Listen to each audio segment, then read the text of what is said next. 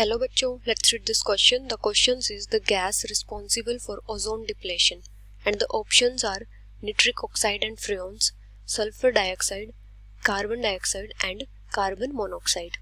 अभी अगर हम की कॉन्सेप्ट की बात करें तो यहाँ पे हमारा की कॉन्सेप्ट क्या होगा? अगर हम बात करें ओजोन डिप्लेशन की, ओजोन डिप्लेशन होता क्या है?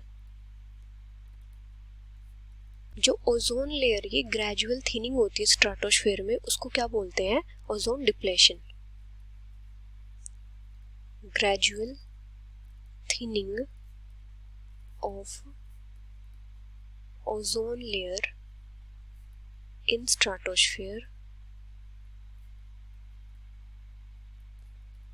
उसको क्या बोलते हैं? Ozone depletion. और ये किसकी वजह से होता है? Due to release of chemical compounds. Due to release of chemical compounds. और ये जो केमिकल कंपाउंड्स होते हैं ये कौन से होते हैं? जैसे क्लोरोफ्लोरोकार्बन्स,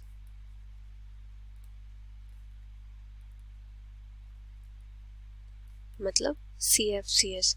इनको क्या बोलते हैं? इनको फ्रेऑन्स भी बोलते हैं.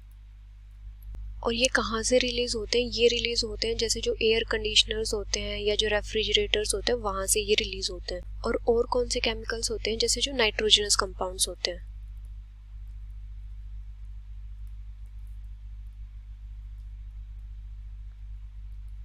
जैसे नाइट्रोजन डाइऑक्साइड या फिर निट्रिक एसिड वगैरह. अभी होता क्या है, जब ये केमिकल्स एटमॉस्फेयर में रिलीज होते हैं तो क्या करते हैं? एटमॉस्फेरिक गैसेस के साथ स्ट्रेटोस्फेयर तक पहुंच जाते हैं और वहां पे क्या करते हैं? वहां पे इनका ब्रेक डाउन हो जाता है बाय यूवी रेडिएशंस. जैसे अगर हम बात करें क्लोरोफ्लोरोकार्बन्स की ही, तो यहाँ पे क्या होता है? जब क्लोरोफ्लोरोकार्बन रिलीज होती है तो ये दूसरी एटमॉस्फेरिक गैसेस के साथ स्ट्रेटोस्फेयर तक पहुंच जाती है और वहां पे क्या होता है? गेट ब्रोकन डाउन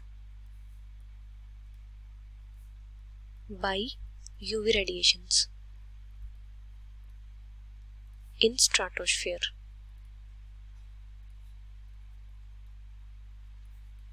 तो ये स्ट्रेटोस्फेयर में यूवी रेडिएशंस की वजह से ब्रोकन डाउन हो जाती है. तो जो ओजोन लेयर होती है ये क्या करती है? ये जो यूवी रेडिएशन सन से आती है उनको अर्थ तक पहुंचने से रोकती है.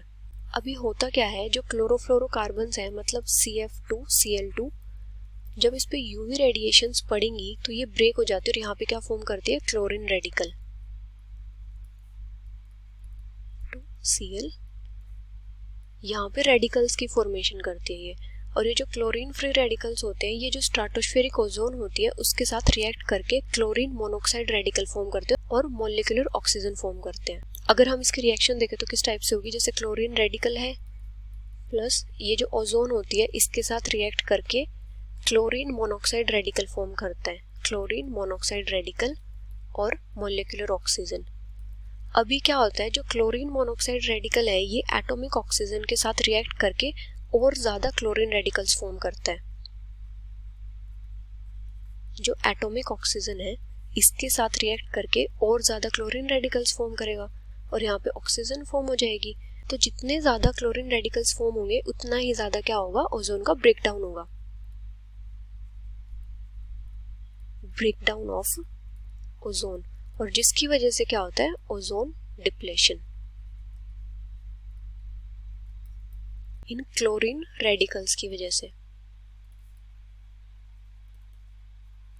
और ऐसे ही जो दूसरे केमिकल कंपाउंड्स हैं, जो नाइट्रोजनस केमिकल कंपाउंड्स हैं मतलब निट्रिक ऑक्साइड या फिर नाइट्रोजन डाइऑक्साइड, ये भी ऐसे ही रिएक्ट करते हैं. तो यहाँ पे करेक्ट ऑप्शन क्या हो जाएगा? nitric oxide and freons. So the final answer is nitric oxide and freons, which is option A. Hope you understood it well. Best of luck.